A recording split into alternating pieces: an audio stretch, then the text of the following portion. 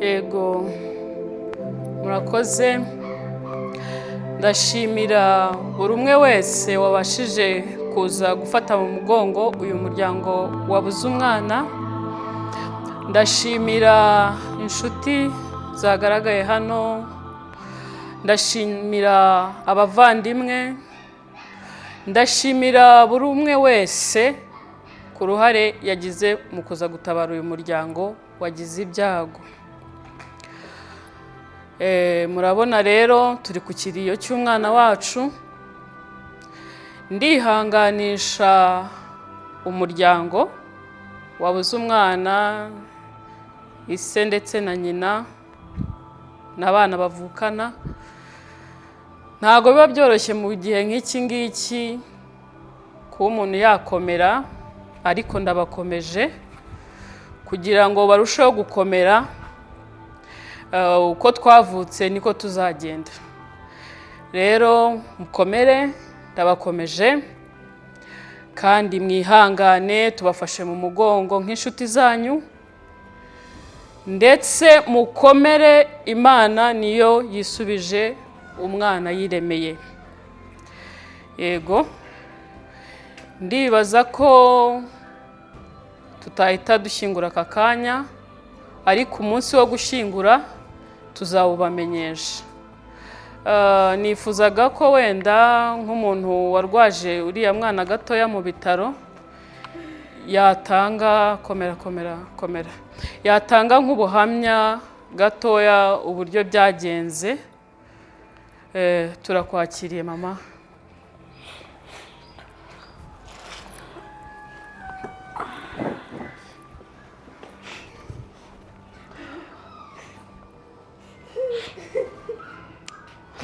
Murakoze. Nanjye nka nyirasenge w'umwana, ntabwo byoroshye, nta n'ubwo kubyakira bitworoheye, ariko niko Imana yabishatse. Umwana wacu rero yari n'umubyeyi kuko yapfuye ajya kwibaruka undi. Yari yabaye umubyeyi nubwo yari akiri mu rugo, yari ukiri umwana, ariko namujyanye kwa muganga, ninjye wamukurikiranye. Umwana tugera kwa muganga, ibintu by'ubu ngubu rero byateye kwa muganga serivisi zabo zigenda gakeya, hari abaganga birengagiza abantu. Twagezeyo umwana serivisi no kwa muganga ntabwo zigenda gakeya. Kalisa have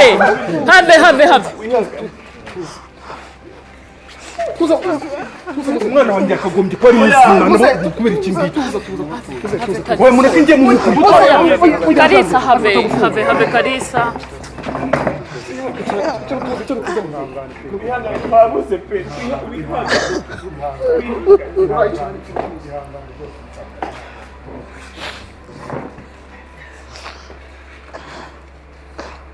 Iki sura ndi munde. Shaka kwihangana Kalisa, mwihangane ntabwo biba byoroshye. Murareba ko ari ibintu bitoroshye pe, ntabwo bitworoheye mu muryango. Ibintu bizakomeza. Turagusabye rwose. Inyamaswa mbi cyane.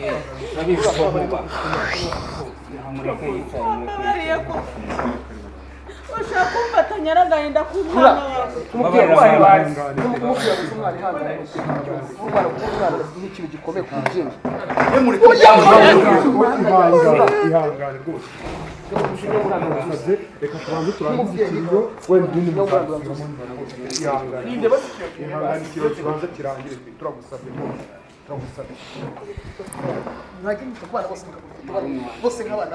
Ni ukuri mutwihanganire, murabona ko ibintu hano ni agahinda. Oya mere turi mukiriyo basi, tosha kwiba basi, tuyubaye basi, turi mukiriyo. Wari uri hanze y'igihugu se kugira ngo tumenye byibuze yuko uyu munsi bitudahari. Komeza mama kushi. Oya Umwana ni uwanjye. Kandi urusha nyina w'umwana imbabazi bashaka kumurya. Rero ndabiyamye. Nimfatanya n'umubabaro n'agahinda.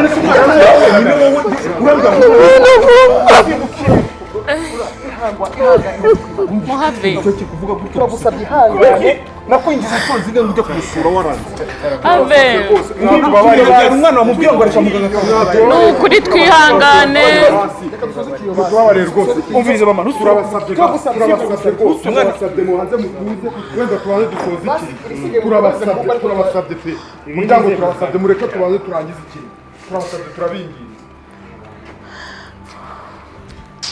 wowe waramuroze wowe wamusingiye kunda reka dusabe papa Devota ariko sheri ugiye aho bigeze naronyitse n'umurozi kuko waretse kuvuga bazi wambabari ukareka kuncengura umutima ko wambabari turabasabye mukomeze kwihangana mama komeza nta kibazo ariko mukomeze kwihangana turabasabye pe tubwire papa Devota bihangane twoguhererekesha umwana wacu induru n'imirwano ibyabaye byarabaye kandi Imana imwakire umwana wacu yageze kwa muganga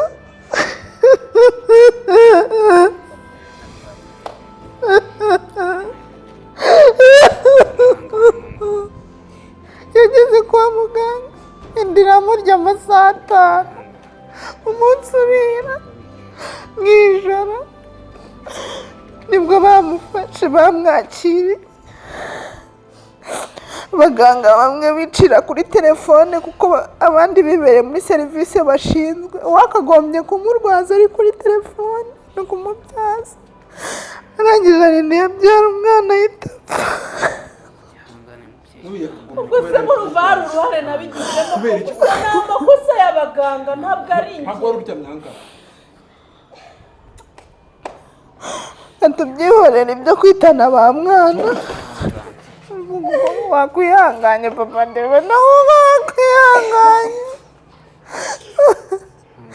maze mwihanganije tuzashyingura umwana maze tuzamusengera agere amahoro yakirwe mukomeze kwihangana umuryango wa Rurangwa kandi mukomere cyane ndetse ibingibi by'intambara n'induru ku mwana wacu mureka agenda amahoro ndetse umunsi wo gushyingura tuzawubamenyesha murakoze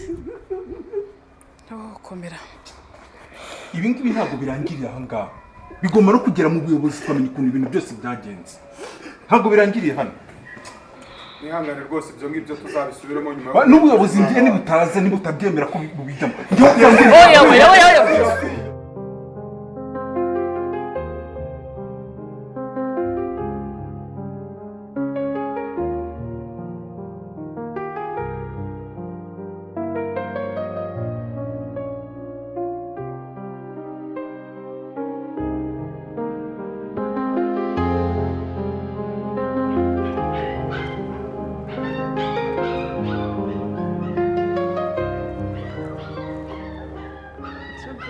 ko ndeba uri ahantu kure ibitekerezo byakubanye byinshi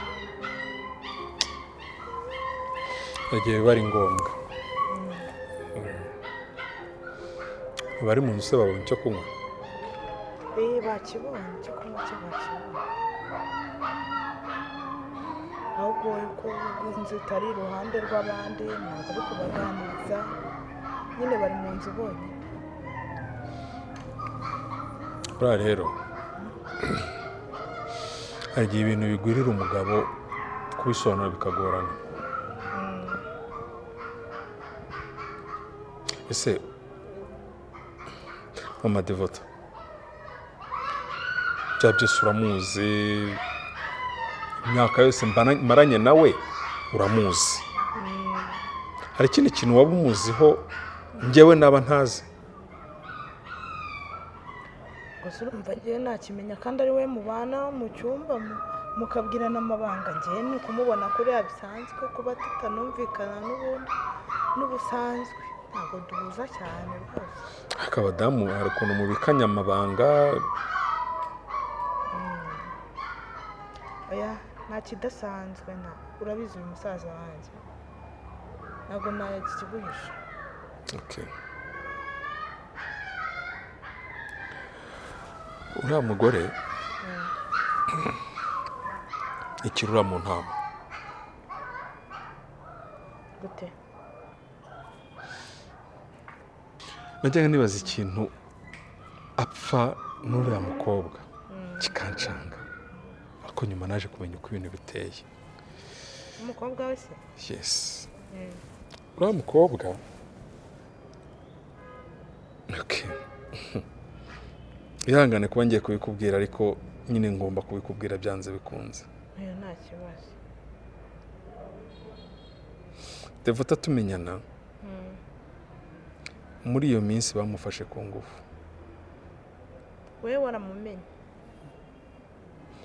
Yeah, arabimisha ariko no kumufata ku ngufu banamutera n'inda. ari niyo mpamvu abonye ubukwe bwabayeho pressure ndende cyane, mugire vuba. Nta kibazo nari mfite. wewe wumvaga ko atwite yawe yari yarabikubwiye? Oya, ntacyo yambwiye, nabimenye nyine tubanye ati ndatwite, nkumva ko nyine ni yanjye. Kugeza ejo bundi nibwo namenye ko umwana atari uwanjye, ari uwo muntu wamuteye inda amufashe ku ngufu. Buri gihe rero yarebaga uwo mwana yahitaga yibuka uburyo kiba mufashe ku ngufu, akumva urwango rurazamutse. Niko kwanga uriya mwana. ariko ngiye bikantangaza bikantungura ukuntu umwana ari wowe umugirira impuhwe kurusha nyina. Ibyo bintu ni ibintu bibaho kubera ko ngewe ngomba kumugirira impuhwe kuko sinari nzi ko atari uwanjye koko, kandi niyo namenya ko atari n'uwanjye. Umwana ni innocent, nta ibyabaye byose nta ruhare yabigizemo. Namwanga se kubera iki? Kandi mu mategeko n'umuki iyo umwana yavukiye iwawe aba ari uwawe. Turikumvikana? oya nk'uko nabikubwiye, cyangwa bundi wasanga ari nawe wamwicishije kubera ibyo byose. ntabwo ariko ngiye mbitekereza. No, ntabwo ariko mbitekereza kubera ko ntigeze ahagera. Sibyo? Naramwingingaga nyabuneka, urabizi nawe ubwawe, inabi yakutse kumubwiye ngo arangije nanjye ntiyanambwira. Sibyo? Yaba ari umuntu uvuga ngo reka mwice, aba yese avuga ati tugende kwa muganga vuba. Nge ntabwo ariko mbitekereza ko ibyo bintu wenda yaba yarabipanze. Aba yaranabipanze yaba ari umuhanga cyane. Teka wenda nimba hari andi makuru wowe waba ubifiteho. Ntabwo ntahita mbimushinza, ariko nari nkubitiyeho icyo kibazo nguko nyine wamenye ko umwana atari uwawe. Ndasanisha n'urwango nabonaga ngewe nahoraga mubaza niba ari uwe kuva najya kumubwira ko umwana ari kunda, naho ibindi byo numvaga ko ari igitsure cy'umubyeyi amubwira irambwa y'umusore, ibintu nk'ibyo nkagirana igitsure cy'umubyeyi. Ariko aho umbwiriye iryo jambo ngo ntabwo umwana ari uwawe, sintekereza kure, sintekereza ibintu byinshi, mpeka ko uriya mwana ari nyina wawe waramwicishije. Niyo mpamvu ariko sinahita mbimushinze. Okay, ntawamenya ariko situation nuko nguko imeze. Gusa iyo abimbwira nge nta kibazo nari kugira pe. Yabikubwira nyine Kuko umuntu ajya no muri orphelinat akazana umwana, akajya yakazana umwana, nkaswe n'umwana wavukiye iwanjye, kandi noneho ari uw'umugore wanjye. Nta mpamvu yo kuvuga ngo ndamwanze, ndamuziza ikize.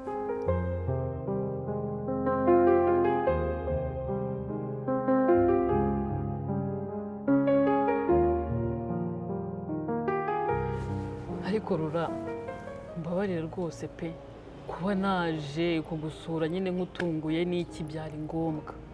Urumva maze iminsi ntekereza nkareba uburyo umugore wawe ari kwitwara, nkareba uburyo yitwaye. Urabona cya gihe ku kiriyo cy'umwana narebaga uburyo ushaka kumukubita umusingira tukakugarura, nkareba ikintu kiri kuba. None uriya mugore nawe ko atari kunyikoza, nta kibazo kirimo. bwiza ukuri.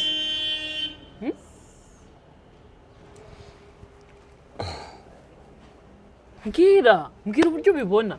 njye ndabireba nkabona harimo akantu ashaka kuduhishamo, ariko sinzi ngo ni iki, sindi gusobanukirwa. ibyo byose nawe ushobora kuba wamenya byari byo kubera ari umugore wawe. mbwira.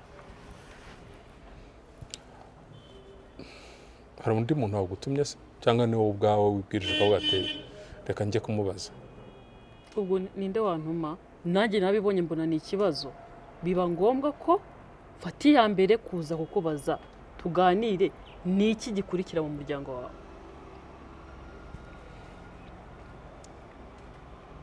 ese ubu nanjye nkubaza, kuba umbaza gutyo buri gihe uba ushaka kunyumva kunyinja, wakweruye ukatubwira nimba igisirikare urakivuyemo cyangwa utarakivuyemo. kuko ukuntu ushaka gukora iperereza ntabwo ushaka kurikora iperereza nk'umusivili. igisirikare wakivuyemo, kuko ushaka gukomeza kukikuramo, ushaka kumenya amakuru menshi cyane. ushaka kutwibutsa ko wabaye mu gisirikare? wimbwira ibyo ngibyo, ubu urandeba ukabona akazi nkikarimo ku buryo aricyo kinzanye. umuryango wawe nawe ukoramo akazi, njyewe icyo nkeneye kumenya ni ukuri ku muryango wawe. ese turakomeza kuba muri ubu buzima bumeze gutya? okay, ntawe uhisha uwahishaho, sibyo? ibyo mwabonye nibyo pe. sibyo kuba umukobwa wacu yaritabye Imana, akura umugore n'umwana mubi.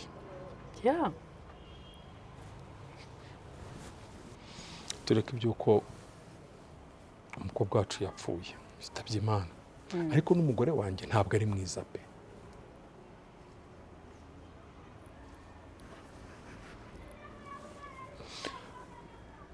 ku byo ngewe nabashije kubona n'ibyo nkeka, uriya mwana wanjye yishwe n'agahinda, uriya mwana wanjye yishwe no kubona uwakagombye kuba ari uri kumurengera niwe uri kumutaba mu nama. yaramaze iminsi atavuga rumwe n'umugore wanjye, ngo impamvu nta yindi, ngo yamwanze, ngo yakundanye ngo n'umuhungu, ngo udafite amafaranga, ngo ntawe nikora, ngo biki n'ibiki. akibagiza ko nawe njya kumushaka yari umukene. turakumvikana? yego. ni ibintu byabanje nyine bitutumba mu muryango, ariko ngerageza kubihosha, ariko umugore arananira pati ngiye rwose wapi. ariko nk'umuntu mukuru naje guperereza, nsanga urwo rwango ari kumwanga rero maburu udashingiye kuba nagiye gushaka umugabo w'umukene, ahubwo ari ibindi bintu biri inyuma nko mu myaka 20 ishize. uriya mugore ntakubeshye pe, muri karitsiye iwabo wavuka yari umukobwa mwiza. buri musore wese utangiye kwijajara, utangiye kugira gute, yumva yamugira umugore. akagira defo y'iki yo gusuzugura. okay, ashobora kuba ngiye mbyita defo, ariko wenda ari uburyo bwo kwihagararaho. byari ukuntu uvuga uti ngiye kwihagararaho, ngira ibi ngibi, aba ari byo bamfataho. yes. muri uko kumera gutyo, umutipe umwe araza atereka nkwereke, amufata ku ngufu. koko se? yes. muri uko kumufata ku ngufu nibwo nanjye ntangiye kubona udufaranga, ukumva? nanjye navuze ntiba nawe uriya mukobwa nanjye ntabwo yancika. muri icyo cyumweru bari bamufashemo ku ngufu, nibwo nanjye twakubitanye. ntumbwire ko uwo muntu wamufashe ku ngufu yaba yaranamuteye inda. ntubimbwire ko hana we nibyo. kandi uri kumbwira ngo simbikubwire. icyo waketse nibyo. yamufashe ku ngufu, amutera inda, ngewe ntabyo nzi. umukobwa nawe mbe kubibona gutyo aravuga ati ntandi mahungiro mfite, reka mbite nihutisha ubukwe na Rurango. ku buryo n'ibintu byo gutanga inkwano we barambwira ati ntugire ikibazo. nanjye kubera ko nari ndi kuri pressure yo gushaka kurongora n'abandi batazamuntwara, makize mu rugo.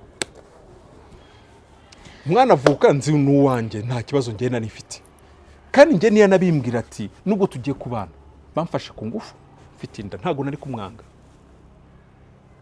Umwana ni umugisha, umwana ntabwo agomba kubigenderamo, turi kumvikana. Buri gihe rero iyo yabonaga ngo uwo mwana yahitaga yumva bwa bubabare bamuteye mu kumufata ku ngufu akumva umwana aramwanze. uri kumva ukuntu ibintu biteye? ngewe mbuze icyo mvuga, mbuze icyo ndenza, horora icyo nakora ni ukukubwira ati komera sha, buriya n'umugore wawe ikintu cyo gutuma abona kuriya ni ibyo bihungabana byose. Mana we, none se urumva ngewe ari wowe uri rurango wicaye aha ngaha ukabona ibyo byose umuntu yarabigwishe mu myaka 20 mumaranye, buri munsi akubwira ngo nta wundi muntu yo ntaza kubona sinari kubaho ibintu byinshi cyane, yareze akaba ari kuguhisha icyo kintu kingana gutyo nyuma ukaza kukimenya ukikuye ahandi hantu hatari kuri we no kumufata amashati no mufata amashati. ikibazo gikomeye, nta kindi nakubwira pe. Komera wihangane, umugore tumwakira uko ari n'ibyago twahuye nabyo.